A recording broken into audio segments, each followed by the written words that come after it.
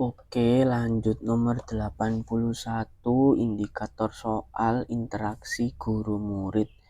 Seorang siswa di kelas Anda menunjukkan penurunan motivasi dan hasil belajar yang signifikan. Anda ingin mengadakan sesi pembicaraan dengan siswa tersebut untuk memahami penyebabnya dan mencari solusi. Bagaimana Anda akan mendekati dan berinteraksi dengan siswa ini untuk membangun rasa percaya dan memberikan dukungan yang diperlukan? Oke, A memanggil siswa tersebut di depan kelas jelas salah ya, karena di depan kelas. Mengirim surat peringatan kepada orang tua tanpa, ini ada tanpanya jelas salah. Mengadakan pertemuan pribadi dengan siswa di luar jam pelajaran untuk membicarakan masalahnya secara terbuka, ini benar ya, dia pertemuannya pribadi dan dengan siswa terlebih dahulu, tidak langsung dengan orang tua. Memberikan lebih banyak pekerjaan rumah, ini jelas tambah salah. Mengabaikan, ini juga salah. Udah ya, 81. Lanjut 82. Anda menyadari bahwa beberapa siswa sering tidak mengikuti aturan kelas dan mengganggu proses pembelajaran. Anda ingin menerapkan pendekatan yang lebih efektif dalam berinteraksi dengan siswa untuk meningkatkan disiplin tanpa mengurangi rasa hormat dan dukungan. Bagaimana Anda akan mengubah cara interaksi Anda dengan siswa untuk mencapai lingkungan belajar yang lebih kondusif? Menghukum siswa yang melanggar aturan dengan tugas tambahan. Salah ya, karena tugas tambahannya ini. Dan menghukum ini juga salah. Mengabaikan pelanggaran, ini tambah salah karena mengabaikan. Mengadakan diskusi kelas untuk menetapkan aturan bersama dan konsekuensinya. Nah, ini bagus ya, jadi diskusi dulu, habis itu mencapai kesepakatan dan konsekuensinya harus dijalankan. Menyuruh siswa yang melanggar aturan untuk keluar dari kelas, ini akan menimbulkan masalah baru. Memberikan pujian kepada siswa yang mengikuti aturan dan berperilaku baik. Ia diberi pujian, tapi terus yang berperilaku tidak baik diapain, kan nggak jelas ya. Jadi C yang benar ya. Indikator keselamatan sekolah. Saat terjadi gempa bumi ringan selama jam pelajaran, beberapa siswa panik meninggalkan ruangan tanpa mengikuti prosedur evakuasi yang telah diajarkan. Bagaimana Anda akan menenangkan situasi dan memastikan semua siswa memahami dan mematuhi prosedur? A. Memarahi siswa yang panik di depan kelas agar mereka tahu salah ya, karena di depan kelas. Mengadakan latihan evakuasi tambahan dan memberikan penjelasan ulang, ini bagus. Menyuruh siswa menonton video selama gempa tanpa, ini ada kata tanpanya. Bukan. Mengabaikan kejadian, mengabaikan salah. Memberikan tugas tertulis. Iya, tugas itu tugas, tapi bukan tertulis ya, karena ini kan harus dipraktekkan begitu. Jadi jawabannya yang B. Terus 84, indikator soal keselamatan sekolah. Anda mengamati adanya tanda-tanda bullying di antara siswa di sekolah, dan beberapa siswa tampak enggan melaporkannya. Bagaimana Anda akan mengambil langkah-langkah proaktif untuk memastikan keselamatan emosional dan fisik siswa, serta menciptakan lingkungan yang aman dan mendukung bagi semua siswa? Mengabaikan jelas salah. Mengadakan pertemuan kelas membahas pentingnya melaporkan bullying, ini boleh sebenarnya. Memberikan hukuman keras terlibat bullying tanpa penjelasan, nah ini salahnya di sini, tanpa penjelasan. Menerapkan program pendidikan bullying dan mengadakan sesi konseling untuk siswa yang terkena dampak, ini lebih paket komplit ya, lebih lengkap daripada opsi yang B gitu, karena di sini ada sesi konselingnya bagi siswa yang terdampak. Mengandalkan siswa untuk menyelesaikan masalah bullying sendiri ini sama kayak mengabaikannya. Jawaban yang D. Oke, keragaman. Di kelas Anda terdapat siswa dengan latar budaya yang beragam. Anda ingin memastikan bahwa setiap siswa merasa diterima dan dihargai. Bagaimana Anda akan merancang kegiatan kelas yang mengakui dan merayakan keragaman budaya siswa serta mendorong saling pengertian dan penghormatan? Meminta siswa untuk membawa makanan dari budaya mereka dibagikan kepada teman sekelas. Merayakannya iya, tapi untuk saling pengertian dan penghormatannya nggak terlihat. Mengadakan diskusi kelas pentingnya menghargai, iya, tapi merayakannya nggak ada. Menugaskan siswa membuat presentasi tentang budaya mereka sendiri, iya, tapi merayakannya juga nggak ada.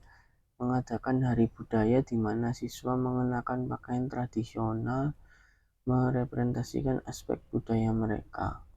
Nah, ini merayakannya ada, terus nanti pasti juga mereka akan bisa hormat dengan budaya yang ada. Menyediakan buku teks yang mencakup informasi. Iya, tapi buku itu kadang tidak dibaca ya sama siswa. Jadi yang D.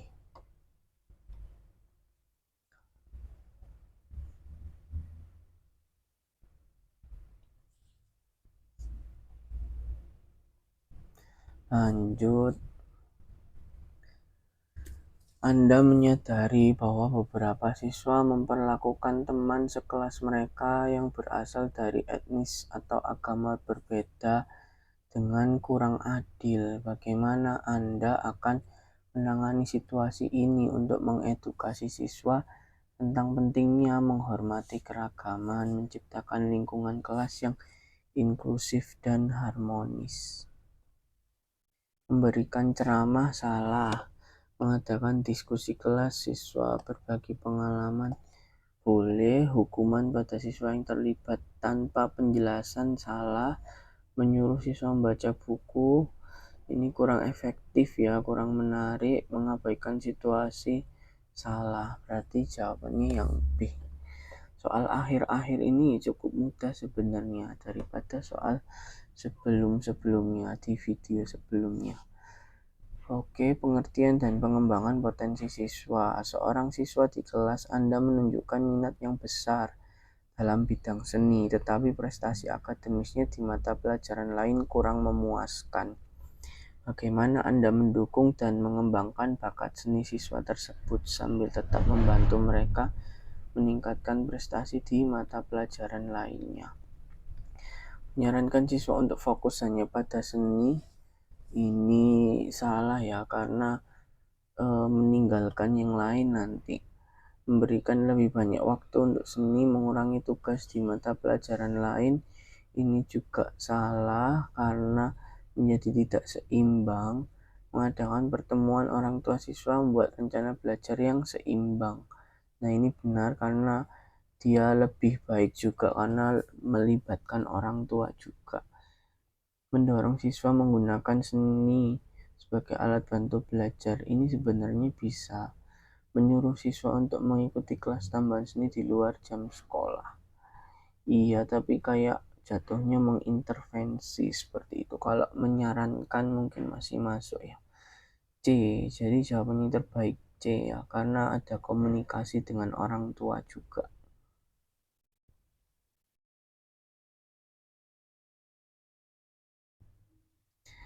Indikator soal pengertian ya, Anda memiliki seorang siswa yang sangat unggul dalam pemrograman komputer, cenderung tertutup, kurang berpartisipasi dalam kegiatan sosial kelas. Bagaimana Anda mengembangkan potensi siswa ini bidang pemrograman sambil mendorong mereka untuk lebih aktif berinteraksi? Mengizinkan siswa fokus hanya pada salah, sama kayak tadi seni tok salah. Menugaskan siswa mengajar teman sekelas ini boleh sebenarnya.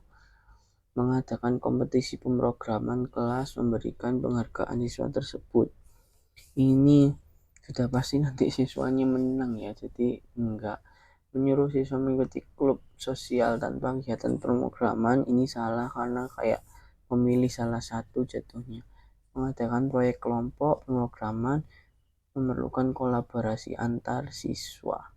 Sebenarnya E sama B ini sama, tapi dia kan bilang langsung ini merupakan proyek dan menuntut kolaborasi. Jadi lebih serak yang E, makanya jawabannya yang E gitu.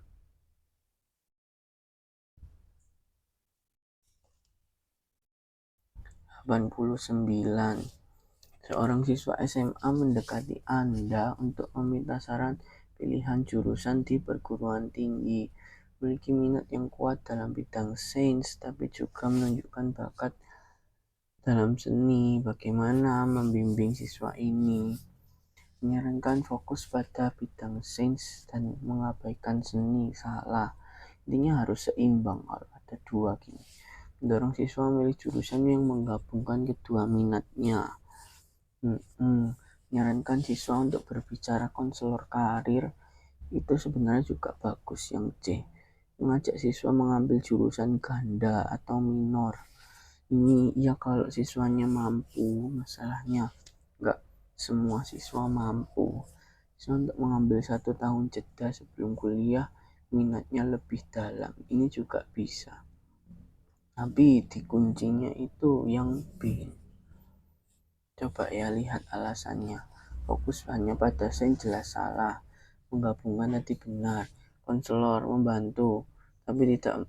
Konselor ternyata tidak memberikan solusi secara langsung. Oke, jurusan ganda. Ya, tapi kasihan siswanya, ya kan benar. Tahun jeda, mengeksplorasi, menunda pendidikan formal tidak sejalan dengan rencana jangka panjang siswa. Ya, benar juga. Ya, intinya pilih solusi yang paling cepat dan tepat. Anda mengajar di SMP melihat bahwa beberapa siswa memiliki potensi belajar dalam bidang kepemimpinan. Anda ingin membantu mereka mengembangkan keterampilan ini lebih lanjut. Bagaimana merancang program kegiatan ekstrakurikuler, membantu siswa mengembangkan keterampilan kepemimpinan, merencanakan karir. Menyarankan siswa membaca buku itu salah ya, karena perlu praktek. Mengadakan diskusi kelompok mingguan ini juga masih teori, belum praktek. Ciptakan klub kepemimpinan, melibatkan proyek komunitas, simulasi situasi. Nah, ini bagus sebenarnya. Menunjuk siswa-siswa ini sebagai pemimpin dalam setiap kegiatan kelas tanpa panduan lebih lanjut. Salahnya di sini tanpa panduan.